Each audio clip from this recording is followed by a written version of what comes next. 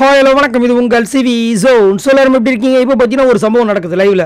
என்னென்னா சாட்சனா வந்துட்டு பார்த்தாவே இரிட்டேட் ஆகிற அளவுக்கு நிறைய விஷயங்கள் பண்ணிட்டு வராங்க நிறைய பேர். அதனால தான் இந்த வாரம் நாமினேஷன்ஸ்க்குள்ள சாட்சனா வந்தவொடனே இந்த பொண்ணை தயவு செஞ்சு வெளியே அனுப்புங்கன்ற மாதிரி வந்துட்டு எல்லோரும் காண்டாக வராங்க. ஏன்னா குறிப்பாக முத்துக்குமரனை ஏன் இந்த அளவுக்கு வந்து பாடாகப்படுத்துகிறாங்கன்னு சத்தியமாக புரியல.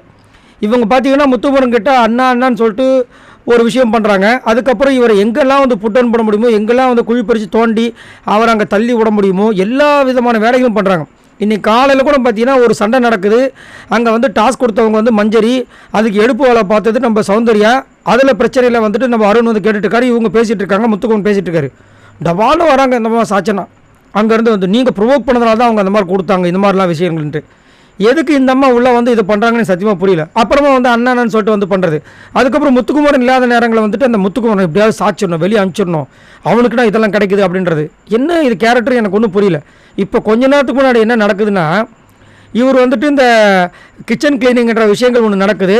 கிச்சன் கிளீனிங்க்கு உள்ளே வரும்போது வந்துட்டு அவங்க வந்து டாஸ்க் பண்ணுன்றது அவங்க ரூலு. ஆனால் இங்கே என்ன கொடுமைன்னா, கிச்சன் கிளீனுக்காக வந்தவர் அந்த பக்கம் பவித்ரா வந்து இப்போ கிச்சன் கிளீன் பண்ண வேணான்ட்டாங்க. வந்தவர் அவரோட பர்சனல் தட்டை சரி கழுவிட்டு போயிடலான்னு வந்திருக்காரு. இதுக்கு டாஸ்க்கு கிடையாது. ஆனால் சாட்சனா நினைச்சாங்க உள்ளே வந்துட்டாங்களே இந்த டாஸ்க்கை போடுதுன்னு சொல்லிட்டு தலைமையில் ஒரு ஃப்ளவர் அந்த இதை வந்து பிளாஸ்டிக் இதை வச்சு தட்டை கழுவுங்கன்னாங்க. இவரும் சரி வந்துட்டோம் செஞ்சிருவோம்னு சொல்லிட்டு செய்கிறார். அந்த ஃப்ளவர் கீழே விழுகுது. வைக்கும்போது திரும்ப படுங்கன்னாங்க. கழுவுன தட்டையை கழுவு சொன்னாங்க. திரும்ப அவர் கழுவுனார், திரும்ப விழுகுது. திரும்ப கழுவுன தட்டையை கழுவு சொன்னாங்க. இவர் கழுவிட்டார், வைக்கிறாங்க. அப்புறமா வந்து நான் என்னால் முடியாதுன்னு சொல்லிட்டு கிளம்புறாரு. அப்போ வந்து சண்டைக்கு வராங்க. அப்போ மஞ்சரிக்கு வேலை வந்து சொல்கிறார், அவங்க என்ன சொல்கிறாங்கன்னு கேட்டுட்டு அதுக்கப்புறம் சொல்லுங்கன்னு. இப்போ மஞ்சள் என்ன சொல்கிறாங்க, நீங்கள் தான் அந்த இது பண்ணலையே, அப்புறம் எதுக்கு இவங்க பண்ணுறாங்கன்னா, இந்த பொண்ணு பேசவே விட மாட்டுதுமா. நான் வந்து கிச்சன் கிளீனிங் பண்ணுறதுக்கு டாஸ்க் பண்ண சொன்னால் நான் பண்ணுவேன். முதல் கிச்சன் கிளீனிங்கே ஸ்டார்ட் பண்ணல. அதுங்களும் இந்த பொண்ணு வந்து டாஸ்க் பண்ண சொல்லிச்சு. சரி இந்த பொண்ணு சொல்லுதுன்னு சொல்லிட்டு நானும் டாஸ்க் பண்ணேன்.